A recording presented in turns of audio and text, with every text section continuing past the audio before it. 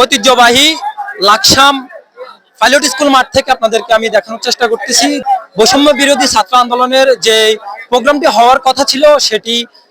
ইতিমধ্যে হয়েছে এবং কি শেষের পর্যায়ে এখন শেষ হয়েছে। আমরা যদি আপনাদেরকে দেখাই, আজকের যে উপস্থিত হয়েছেন 7 জন সমন্বয়ক সহকারে উপস্থিত ছিলেন লাকসাম মনোহরগঞ্জের যারা বৈষম্যদের বিরোধিতা করেছিলেন এবং কি 24 জুলাই আগস্টে যারা নিজের রক্ত দিয়ে এবং কি অনেকে নিজের প্রাণ দিয়ে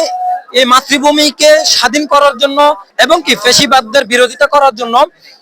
যে আন্দোলন করেছেন এবং কি সেই আন্দোলনকে স্মরণকালে রাখার জন্য লাকসাম এবং মনোহরগঞ্জের মাটি এবং মানুষের সাথে আজকে ওনারা দেখা করতে এসেছেন এবং কি শহীদ পরিবার যারা রয়েছেন তাদেরকে দেখা করার জন্য বলেছেন এবং কি তাদের সাথে সমন্বয় করার জন্য। আমরা দেখেছি যে লাকসামের রিপোর্ট রয়েছেন, তিনি আশ্বাস দিয়েছেন যেন পরবর্তীতে এই লাকসাম মনোহরগঞ্জ যারা অসুস্থ রয়েছেন এবং কি যারা নিহত হয়েছে উপদেষ্টা এবং কি যে বৈষম্য বিরোধী ছাত্র আন্দোলনের যে ব্যক্তিবর্গ রয়েছেন তারা যেন ওনাদের সাথে দেখা করলে যেন কিছুটা হলো সহযোগিতা করতে পারেন,